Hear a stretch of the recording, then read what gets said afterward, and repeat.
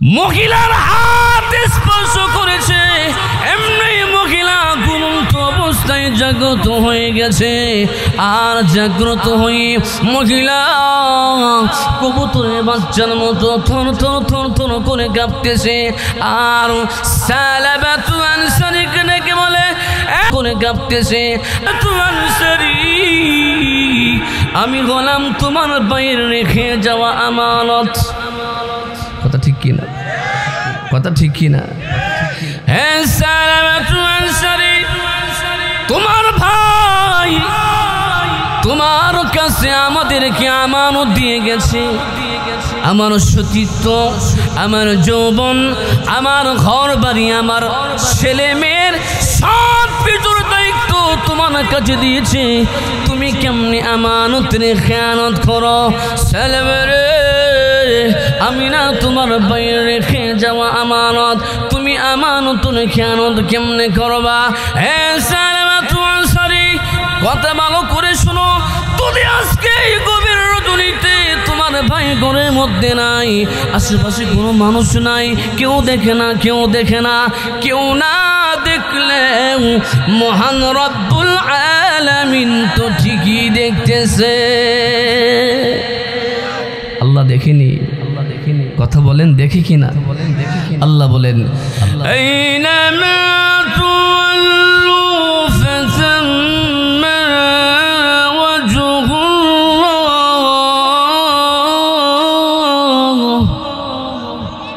আল্লাহ বললেন, বান্দা তুমি ডান দিকে থাকো, আমি ডান দিকে, তুমি বাম দিকে থাকো, আমি বাম দিকে, তুমি সামনে থাকো, আমি সামনে, তুমি পিছনে থাকো, আমি পিছনে।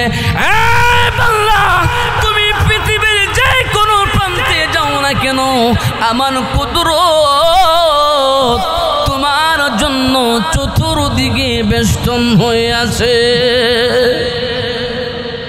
সালাবাতু আনসারী যখন মহিলার হাত স্পর্শ করেছে, এমন মহিলা চোখের পানি ছেড়ে দিয়ে কান্দিয়া বলে, সালামারে আমি হলাম তোমার বাইরে রেখে যাওয়া আমানত। 2 নম্বর কথা হলো, তুমি যদি জিনার মতো গুনাহ করো, তুমি যদি এই ফাহিশা কাজের মধ্যে লিপ্ত হও, ও সালামা তুমি কি মরবে না? তুমি কি কবর যাইবে না? কিয়ামতের কঠিন ময়দানে, মিজানে, ফুলসিরাতে, আখিরাতের ময়দানে কি জবাব দিবি? ও সালামা, তোমার কি জাহান্নামের কথা মনে হয় না? তোমার কি কবরের আযাবের কথা মনে হয় না? ও সালামা, কেমনে এই গুনার কাজের মধ্যে তুমি লিপ্ত হইবা? তোমার ভয়ে কি তোমার কলিজার মধ্যে কি জাহান্নামের ভয় আসে না? شكرتم لأزيدنكم ولئن كفرتم إن عذابي لشديد। আল্লাহ বলেন, বান্দা যখন নিয়ামত পায় আর নিয়ামতের শুকর আদায় করে, আমি আল্লাহ তার নিয়ামতকে বাড়ায় দেই। আর যারা না শুকরিয়া করে তাদের নিয়ামতকে ছিনে আনে এবং কঠিন আযাবে গ্রেফতার করি। সেজন্য শুকরগুজার বান্দা হওয়ার তৌফিক দান করুন, বলেন আমিন। সম্মানিত হাজিরিন, আমি যে আয়াতে কারিমা তিলাওয়াত করেছি, এই আয়াতের পিছনে, এই আয়াতটা একজন সাহাবী শানে নাজিল হয়েছে। ওই 2 জন সাহাবী, একজন সাহাবী বাড়ি মক্কায় আর একজন সাহাবী বাড়ি মদিনায়। যিনি মক্কা থেকে হিজরত করে মদিনায় আসছেন তার নাম হলো সালাবাতু আনসারী রাদিয়াল্লাহু তাআলা। আর যিনি মক্কার বাসিন্দা ওনার নাম হলো সাঈদ ইবনে আব্দুর রহমান। আল্লাহর নবী যখন, ওই সাহাবী যখন মক্কা থেকে মদিনায় হিজরত করে আসলেন, তখন আল্লাহর নবী এবং সাঈদ ইবনে আব্দুর রহমান রাদিয়াল্লাহু তাআলাকে একত্রিত করলেন। নবীজি বললেন, সাঈদ তোমার এই ভাই মক্কা থেকে হিজরত করে মদিনায় আসছে। আল্লাহু আকবার বলে। নবীজি সাইদ ইবনে আব্দুর রহমানকে বললেন, দেখো তার কোনো ঘর নাই, তার কোনো বাড়ি নাই, সে নিঃস্ব অসহায়, সে আমাদের এখানে আসছে, তাকে যতটুক আদর আপ্যায়ন করা দরকার তাকে করে দাও। সুবহানাল্লাহ পড়েন। আল্লাহ বলেন, والسابقون الأولون من المهاجرين والأنصار।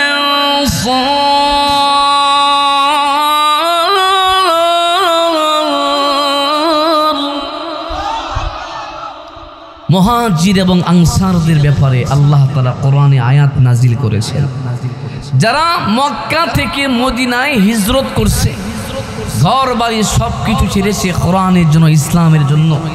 এখন সাইদ ইবনে আব্দুর রহমানকে বললেন যে দেখো তার ঘর নাই, বাড়ি নাই, নিঃস্ব মানুষ, তোমরা দুইজনকে, যদিও তোমাদের রক্তের কোনো সম্পর্ক নাই, যদিও তোমাদের ভ্রাতৃত্বের কোনো বন্ধন নাই, রক্তের কোনো মিল নাই, কিন্তু মুসলমান মুসলমানের ভাই, মুসলমান মুসলমান, আল মুসলিমু আখুল মুসলিম, এক মুসলমান আরেক মুসলমানের ভাই, তোমাদের দুইজনকে ভাই ভাই বানিয়ে দিলাম, তোমরা পরস্পরে মহাব্বত করে মিল মহাব্বতে করে চলবা, আল্লাহ তাআলা তোমাদের এই বন্ধনের মধ্যে বারাকা দান করো। নবীজি দোয়া করে দিলেন। এখন ঘটনা কবে তবুকের যুদ্ধের এলান হয়ে গেল। আল্লাহর নবী বললেন, হ্যাঁ সাহাবীরা, কাফেরদের বিরুদ্ধে ইসলামের পক্ষে জিহাদ করতে হবে, তোমাদের কার কাছে কি আছে আমার কাছে জমা দাও, জিহাদের জন্য তোমরা প্রস্তুতি নাও। আল্লাহু আকবার। আল্লাহ বলেন ওয়ালা তাকুলু লিমান ইউকতালু ফি সাবিলিল্লাহি আমওয়াত।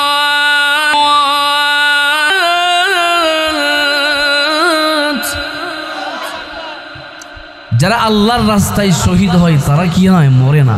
আল্লাহু আকবার বলেন। তোমাদের কার কাছে কি আছে একত্রিত করো, জিহাদের জন্য প্রস্তুতি নাও। আল্লাহু আকবার।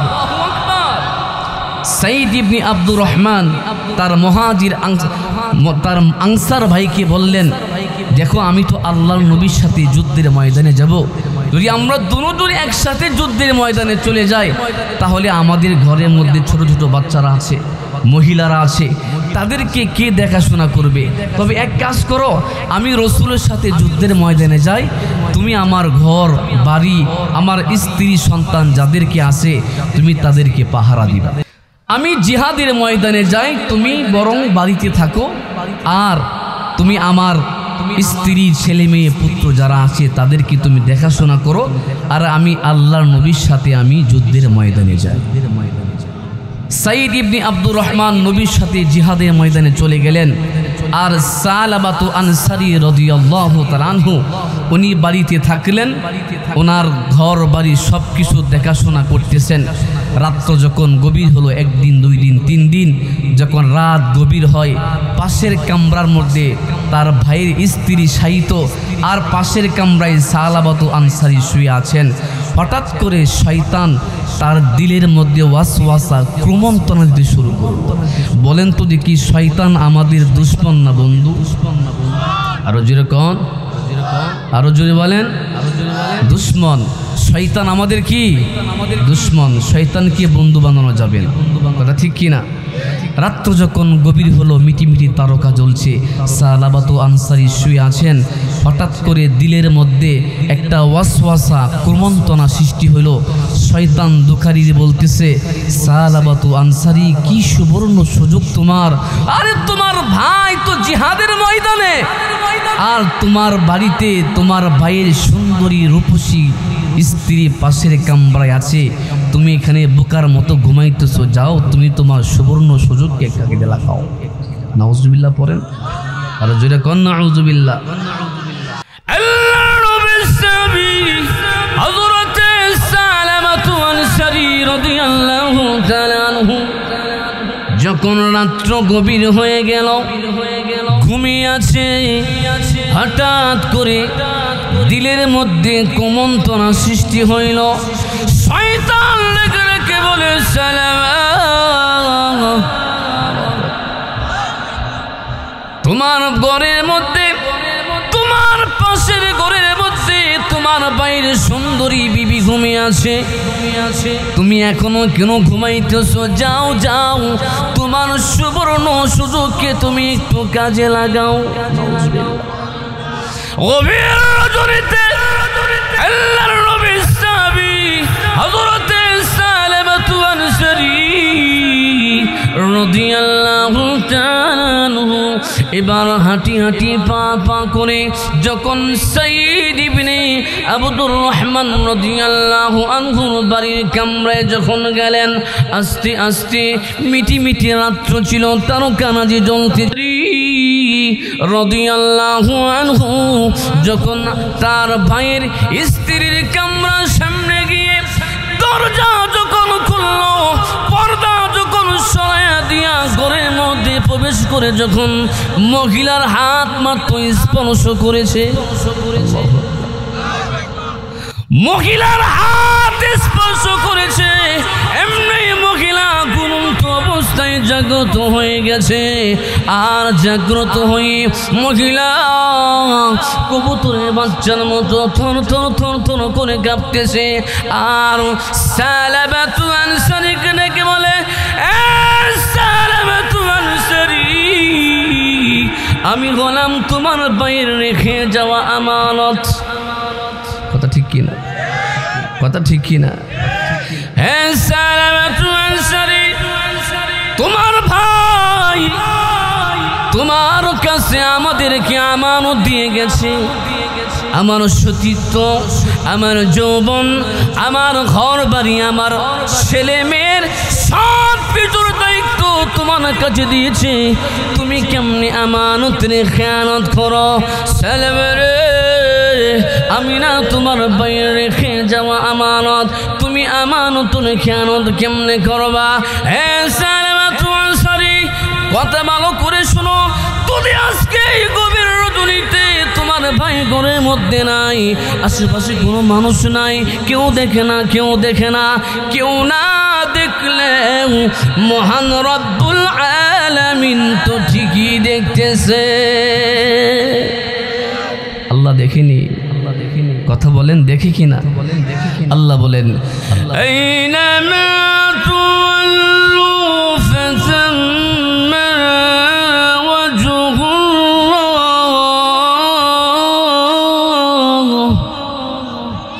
আল্লাহ বললেন, বান্দা তুমি ডান দিকে তাকাও, আমি ডান দিকে, তুমি বাম দিকে তাকাও, আমি বাম দিকে, তুমি সামনে তাকাও, আমি সামনে, তুমি পিছনে তাকাও, আমি পিছনে। বান্দা, তুমি পৃথিবীর যে কোনো প্রান্তে যাও না কেন, আমার কুদরত তোমার জন্য চতুর্দিকে বেষ্টন হয়ে আছে। সালামাতু আনসারী যখন মহিলার হাত স্পর্শ করেছে, এমন মহিলা চোখের পানি ছেড়ে দিয়ে কান্দিয়া বলে, সালামারে, আমি হলাম তোমার বাইরে রেখে যাওয়া আমানত। 2 নম্বর কথা হলো, তুমি যদি জিনার মতো গুনাহ করো, তুমি যদি এই ফাহিশা কাজের মধ্যে লিপ্ত হও, ও সালামা, তুমি কি মরবা না? তুমি কি কবর যাইবা না? সালামাতু আনসারী, কিয়ামতের কঠিন ময়দানে, মিজানে, ফুলসিরাতে, আখিরাতের ময়দানে কি জবাব দিবি? ও সালামা, তোমার কি জাহান্নামের কথা মনে হয় না? তোমার কি কবরের আযাবের কথা মনে হয় না? ও সালামা, কেমনে এই গুনার কাজের মধ্যে তুমি লিপ্ত হইবা? তোমার ভয়ে কি জাহান, তোমার কলিজার মধ্যে কি জাহান্নামের ভয় আসে না? যখন এই কথা বললেন, আল্লাহর নবীর সাহাবী হযরত সালামাতু আনসারী রাদিয়াল্লাহু তাআলা আনহু এবার মহিলার হাত ছেড়ে দিয়েছে। আরো জোরে, আরো জোরে, আরো জোরে, আরো জোরে, আল্লাহু আকবার, আল্লাহু আকবার। মহিলার হাত ছেড়ে দিয়েছে। হাত ছেড়ে দিয়ে আবার দরজা খুলে পাহাড়ের দিকে দৌড় দিয়েছে। কাঁদতে কাঁদতে যাচ্ছে আর বলতেছে, প্রভু গো, প্রভু গো, অন্যায় করেছি, অপরাধ করে ফেলেছি, বড় অন্যায় করে ফেলেছি, বড় অপরাধ আমি করে ফেলেছি। আমি আমানতে খেয়ানত করেছি, আমি আমার পায়ের আমানতে খেয়ানত করেছি। রব্বুল আলামিন মেহেরবানি করে তুমি আমার তামাম জিন্দেগির গুনাহ মাফ করে দাও। কানতে কানতে পাহাড়ের দিকে চলে গেলেন। এদিকে তবুকের যুদ্ধ শেষ হয়েছে সাহাবায়ে কেরামদেরকে নিয়ে, সাহাবায়ে কেরামদের বিজয় জামাতকে নিয়ে। আল্লাহর নবী যখন মদিনায় ফিরে আসলেন তখন সাইদ ইবনে আব্দুর রহমান তার ভাইয়ের খোঁজ নেওয়ার জন্য বিবির কাছে প্রথম গেলেন। আপনারা বলুন তো দেখি, বাজার থেকে প্রথম এসে আপনার কার কাছে যান? বিবির কাছে না? বউয়ের কাছে যান না? আর যা কিছু ঘটে সব কিছু স্বামী স্ত্রীর মধ্যে কিন্তু কথাবার্তা বলা হয়। কথা ঠিক কিনা? সাইদ ইবনে আব্দুর রহমান জিহাদের ময়দান থেকে এসে সরাসরি বাড়িতে প্রবেশ করে প্রথম তার ভাইয়ের খোঁজ খবর নিলেন। আল্লাহু আকবার। দেখেন সাহাবায়ে কেরামদের মধ্যে ভ্রাতৃত্বের বন্ধন, তারা একে অপরের মধ্যে এত ভালোবাসা, এত মহব্বত যে দৃষ্টান্ত পৃথিবীর আর কেউ দেখাইতে পারবে না। আল্লাহু আকবার। আল্লাহ বলেন, মুহাম্মাদুর রাসূলুল্লাহ ওয়াল্লাযী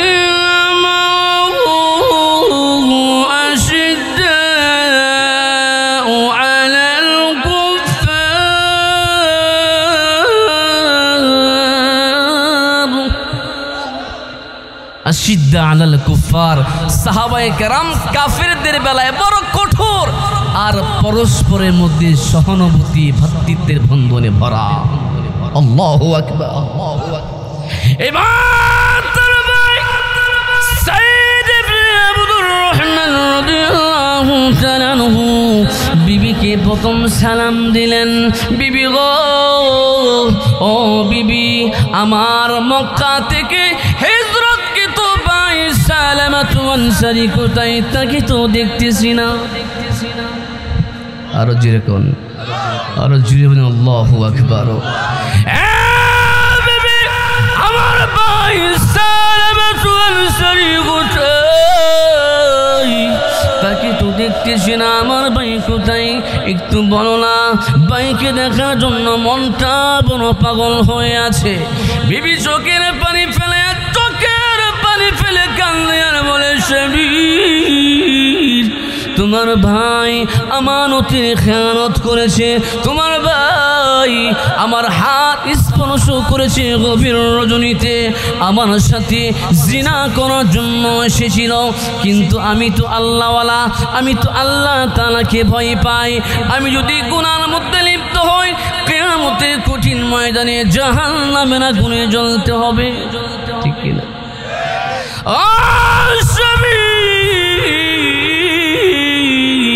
তোমার ভাই সালামাতু আনসারীর সামনে যখন আমি জাহান্নামের কথা বললাম, জাহান্নামের আলোচনা করলাম, আমার কথা শুনে তোমার ভাই আমার হাত ছেড়ে দিয়ে পূর্ব দিকে কাঁদতে কাঁদতে চলে গেছে। এবার আল্লাহর নবীর সাহাবী হযরত সাইদ ইবনে আব্দুর রহমান রাদিয়াল্লাহু তাআলা আনহু ভাইকে খোঁজার জন্য বের হয়ে গেল। তন্ন তন্ন করে খুঁজতেছে, কোথায় পাওয়া যায় না, কোথায় পাওয়া যায় না। খুঁজতে খুঁজতে বিশাল বড় একটা পাহাড়, পাহাড়ের কিনারার মধ্যে কিছু শ্রমিক লোক কাজ করতেছে। আল্লাহর নবীর সাহাবী হযরত সাইদ ইবনে আব্দুর রহমান রাদিয়াল্লাহু তাআলা আনহু তাদেরকে বললেন, এই কৃষকেরা, একটা লোক এদিক থেকে যাইতো, দেখ শুনি লোকটার পরিচয় কি, লোকটার নাম এমক, না চিনি না। ও সাইদ ইবনে আব্দুর রহমান, এমন লোককে আমরা কেউ এই মদিনার মধ্যে দেখি নাই। খুঁজতে খুঁজতে খুঁজতে খুঁজতে যা দেখে পাহাড়ের গিরিপথে বৃক্ষের নিচে সাজদা পড়ে রব্বুল আলামিনের দরবারে কাঁদতেছে আর বলতেছে, প্রভু গো, প্রভু গো আমি আমানতের খেয়ানত করে ফেলেছি, আমি অন্যায় করে ফেলেছি, আমি বড় গুনাহ করে ফেলেছি। প্রভু গো মেহেরবানি করে তুমি আমাকে মাফ করে দাও।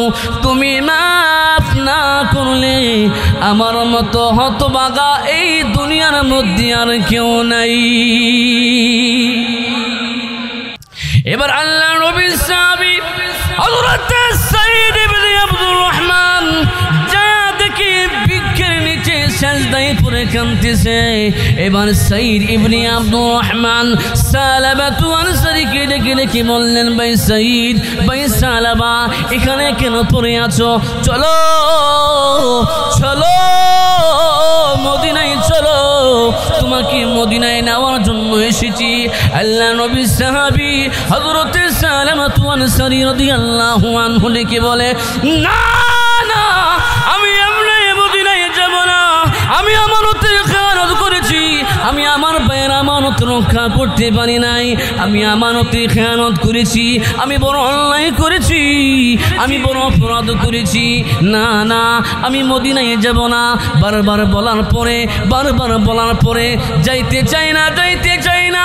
কিছুক্ষণ পরে আল্লাহ নবীর সাহাবী হযরত সালামাতু আনসারী রাদিয়াল্লাহু তাআলা আনহু ডেকে বলে, ও ভাই সাইদ, যদি নিতে হয় একটা শর্ত আছে, তোমাকে দিব, তুই সেই শর্তটা পালন করো, তোমার সাথে আমি যাইতে রাজি আছি।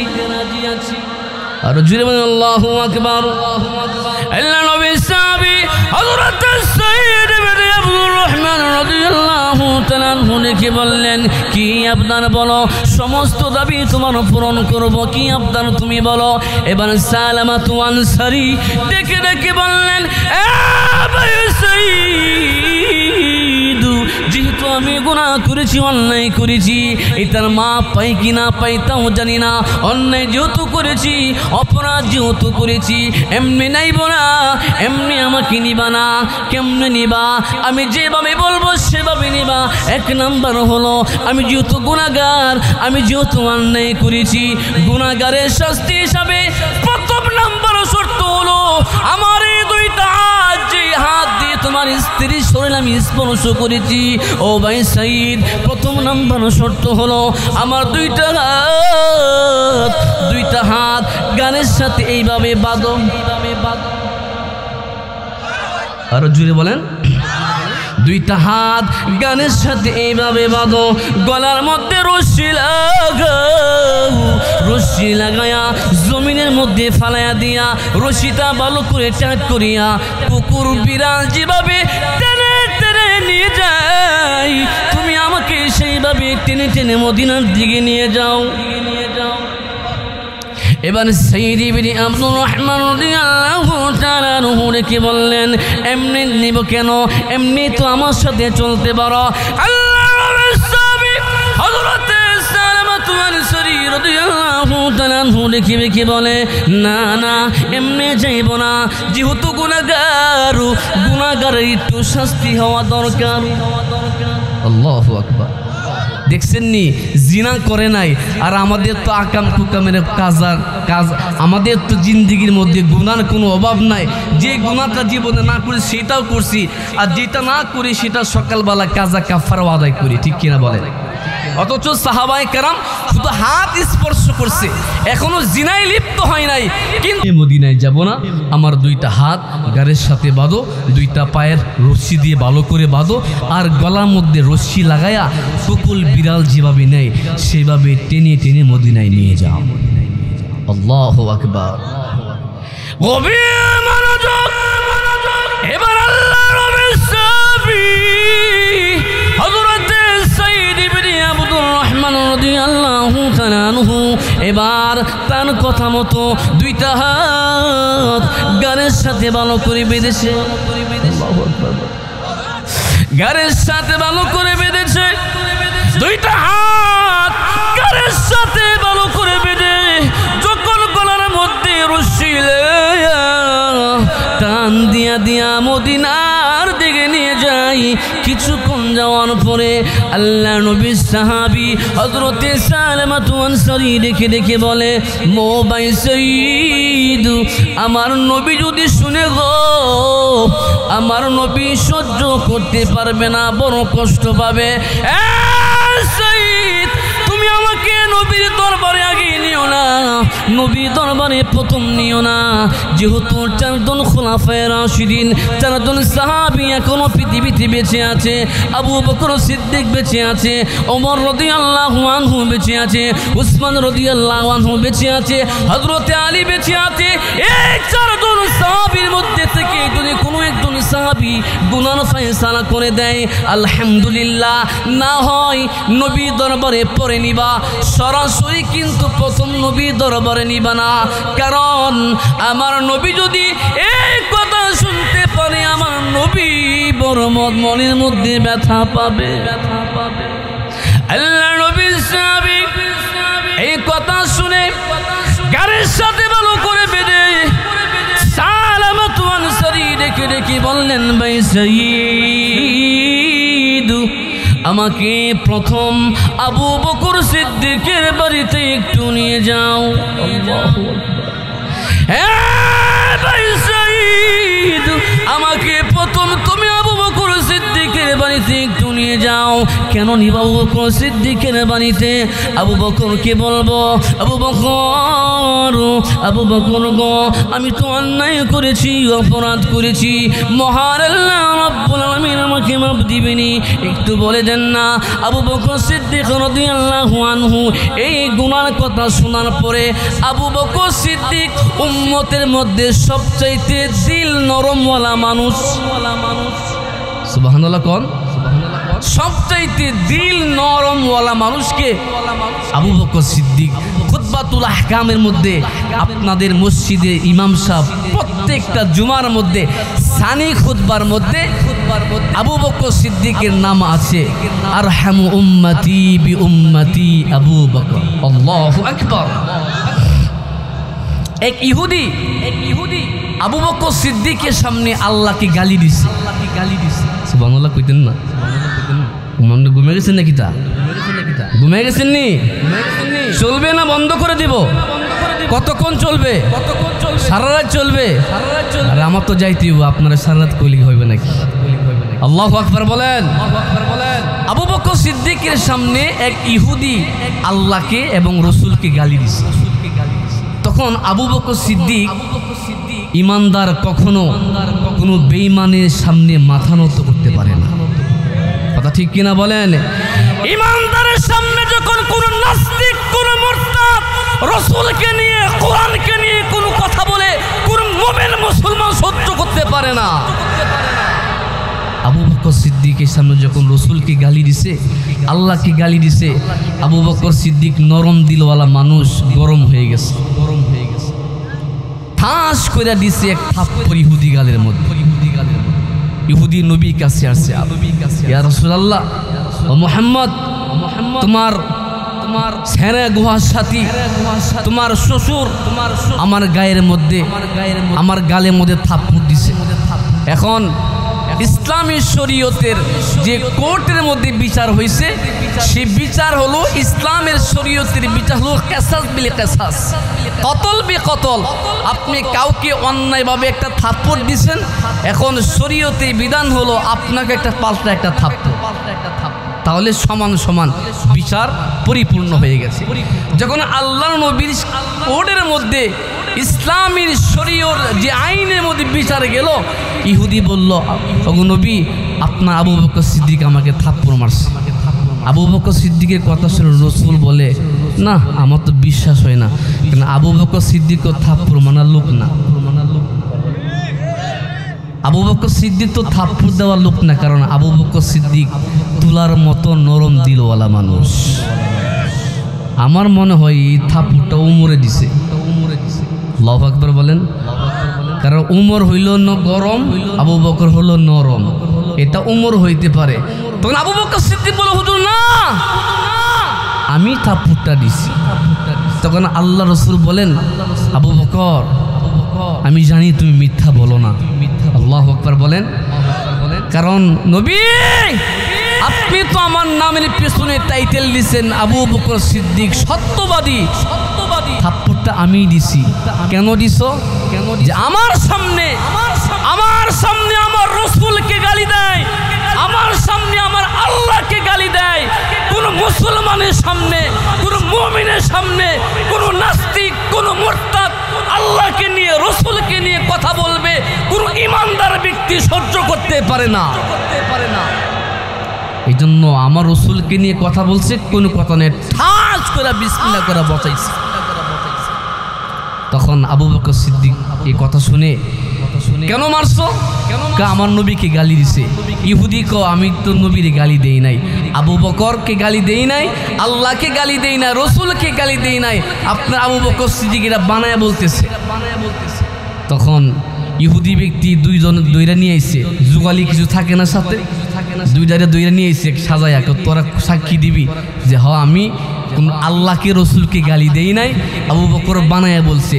পাশে দুইটা যুগালি নিয়ে আইছে, এটা তালে তালে তাল মিলায়, এমনি তো নাচুন না বুড়ি আরে পাশে ডুলের বাড়ি, তালে তালে নাচতেছে।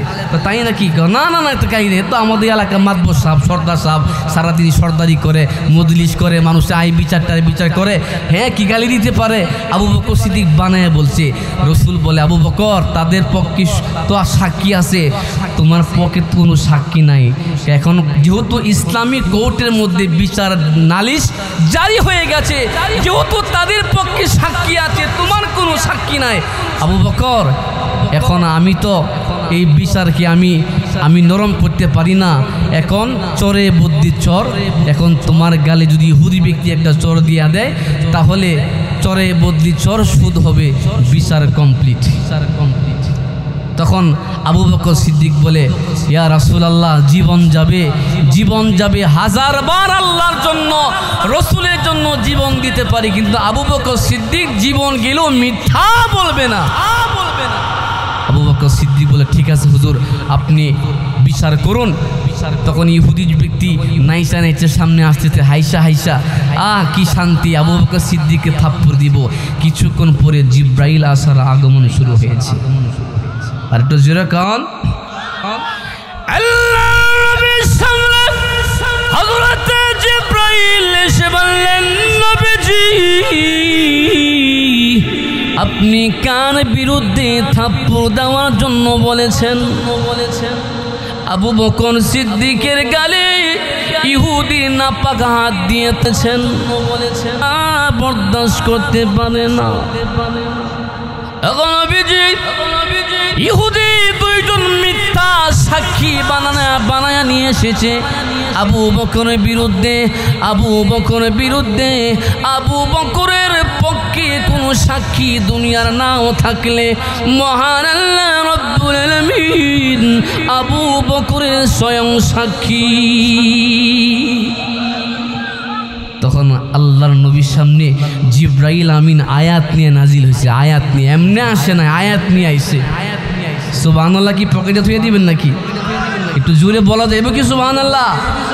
জিব্রাইল কো হুজুর থাপ্পড় দিয়েন না, দুনিয়ার কোনো সাক্ষী না, স্বয়ং আসমানের মালিক আল্লাহ আবু বকরের সাক্ষী। সুবহানাল্লাহ কোন আয়াত পড়লেন। আবু বকর সিদ্দিক রাদিয়াল্লাহু তাআলা পাশে দাঁড়িয়ে আছে। তখন জিব্রাইল আমিন আয়াত তেলাওয়াত করতেছে, লাকাদ সামিআ আল্লাহু কাওলাল্লাযীনা ক্বালু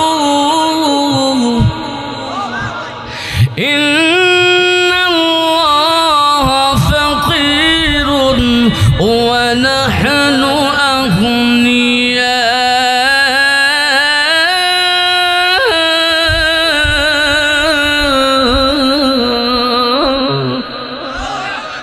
আল্লাহ বললেন, হাবিব আমার থাপ্পড়ের আপনি অনুমতি দিয়ে আবু বকর সিদ্দিকের পক্ষে দুনিয়ার কোনো সাক্ষী নাও থাকলে মহান আল্লাহ, মহান কোরআন আবু বকরের পক্ষে সাক্ষী। আল্লাহ কো লাকাদ সামিআল্লাহ, লামে তাকিদ কদ তাকিদ, দুই তাকিদ, মানে আল্লাহ নিশ্চয় নিশ্চয় শব্দ দুইবার ব্যবহার করে এটাকে পাকা পুক্ত করে আল্লাহ বলছেন লাকাদ, এক লামে তাকিদ অবশ্যই, আবার কদ তাকিদ এটা আরবি গ্রামারে ভাষা, উলামায়ে কেরামদের তারা বুঝবেন। দুই তাকিদ দিয়ে এটাকে আরো পাকা পুক্ত করে আল্লাহ তাআলা বলছেন অবশ্যই অবশ্যই সামি আল্লাহ, আমি আল্লাহ শুনেছি। ইন্নাল্লাহা ফাকিরুন, ইহুদি বলছে যে আল্লাহ হইছে গরিব, ওয়া নাহনু আগনিয়া, আমরা হইছে ধনী। এই কথা ইহুদি বলছে, আল্লাহ তাআলা স্বয়ং সাক্ষী। যখন এই কথা বললেন তখন আল্লাহর নবী ইহুদিকে বলে, এই বদমাইশ, কিরে তুই না বলছস আল্লাহকে গালি দেস নাই, রসুলকে গালি দেস নাই, এখন কি? ইহুদি ব্যক্তি বলে, আমি কি জানি আমার বিরুদ্ধে এই আয়াত নাজিল হইব? আমি কি জানি যে আল্লাহ তাআলা এমন বড় গজবে আয়াত আমার বিরুদ্ধে নাজিল করবে? যাই হোক ভাইয়ের আমার, তখন আবু বকর সিদ্দিকের কাছে যখন নাকি নবী সাহাবী সালাবাতু আনসারীকে নিয়ে বললেন, সালাবাতু আনসারী চোখটা বুজু বুজু করে আবু বকর সিদ্দিকের পাশে গিয়ে বলে, আবু বকর সিদ্দিক, আমি না বড় একটা অন্যায় করেছি, আমার আল্লাহ কি আমাকে মাফ দিবে? আল্লাহু আকবার বলেন। আল্লাহ নবী সাহাবী হযরত সালাবাতু আনসারী আবু বকর সিদ্দিককে ডেকে ডেকে বললেন, আবু বকর সিদ্দিক, আমার গুনাহ মহান আল্লাহ রাব্বুল আলামিন মাফ দিবেন, একটু বলেন না। আবু বকর সিদ্দিক বলে, সালামা রে, মাফ দিবে কি দিবে না আমি জানি না, এটা আল্লাহর ফয়সালা, কিন্তু আমার বাড়ি থেকে তুমি বের হয়ে যাও, তুমি আমার বাড়ি থেকে বের হয়ে যাও। আল্লাহর নবী সাহাবী হযরত সালামাতু আনসারী রাদিয়াল্লাহু তাআলা আনহু দেখে দেখে বললেন, ও ভাই সাইদ, আমি নৈরাশ হব না, আমি মনটাকে দুর্বল করব না। কেন দুর্বল করব না? এখন তো মাত্র আবু বকর সিদ্দিক আমাকে বিদায় করেছে, এখনো তিনজন সাহাবী কিন্তু বাকি আছে। হ্যাঁ আবু বকর সিদ্দিক, আপনি আমাকে বিদায় করে দিয়েছেন, কোনো টেনশন করব না। নবী সাহাবী সাইদ ইবনে আব্দুর রহমানকে বললেন, হ্যাঁ ভাই সাইদ ইবনে আব্দুর রহমান, আবু বকর বিদায় করেছে, কি হয়েছে? আমাকে নিয়ে চলো ওমরের দরবারে। আপনারা বলুন তো দেখি, ওমর নরম না গরম? আরো জোরে কোন, আরো জোরে বলেন। ওমর তো আরো গরম। ইহুদির ফায়সালা, ইহুদির রসুলের সামনে কথা কাটাকাটি শুরু হয়ে গেছে। তখন নবীজি বিচার করে দিলেন। তখন আবু উমর রাদিয়াল্লাহু তাআলা আনহুর কাছে ইহুদি আয়েশা বলে, হে উমর, রসুল না একটা বিচার করছে, এই বিচারটা আমার কাছে পছন্দ লাগছে। তাই নাকি? তুই একটু দাঁড়া, আমি আইতাছি। দাঁড়া একটু, তুই ঘরের সামনে দাঁড়া করাইয়া ঘরের ভিতরে গেছে। ওমর রাদিয়াল্লাহু তাআলা বিশাল বড় একটা তরবারি নিয়ে এসে, আল্লাহু আকবার বলেন। তখন তার গাড়ির সামনে দৌড়ছে, কি রে বিচার পছন্দ হয়েছে না তোর? রসুলের বিচার পছন্দ হয় নাই। তখন তো ইহুদির ব্যক্তি, তো ইহুদির ভিতরে কলিজা মাঝে পানি নাই। আবু উমর রাদিয়াল্লাহু তাআলা তরবারিটা হাতে নিয়া একটা কূপ দিয়া গর্দানটাকে, মাথাটাকে উচ্ছেদ কইরা ওমর রাদিয়াল্লাহু তাআলা আনহু ডেকে বলেন, যে ব্যক্তি রসুলের আদর্শ, রসুলের বিচারকে পছন্দ হয় না, এর চাইতে উত্তম বিচার আমার কাছে আর নাই। আল্লাহু আকবার। উমর তো আরো গরম। উমরের কাছে গিয়ে বলে, উমর, আমি না অন্যায় করেছি, অপরাধ করেছি, আমি আমার ভাইয়ের আমানতের খেয়ানত করেছি, আমার গুনাহ কি আল্লাহ মাফ দিবে? যে না, এই গুনাহ আল্লাহ তাআলা মাফ দিবে কি দিবে না আমি জানি না, তবে তুমি আমার বাড়ি থেকে বের হয়ে যাও। উমর রাদিয়াল্লাহু তাআলা আনহু বের করে দিলেন। ওসমান রাদিয়াল্লাহু তাআলা আনহু গেছেন, তার কাছেও গেছেন, উনিও বিদায় করে দিলেন।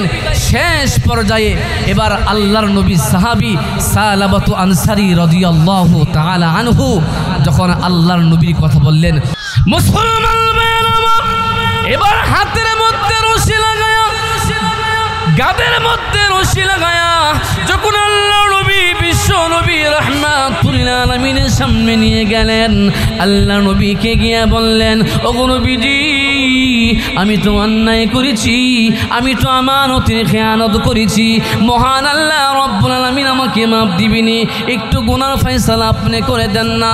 প্রিয় ভাইয়েরা আমার, যখন এই কথা বললেন, আল্লাহ নবী রেখে রেখে বললেন, যে ব্যক্তি আমানতের খেয়ানত করে, যে ব্যক্তি অপর ভাইয়ের স্ত্রীর হাত স্পর্শ করে,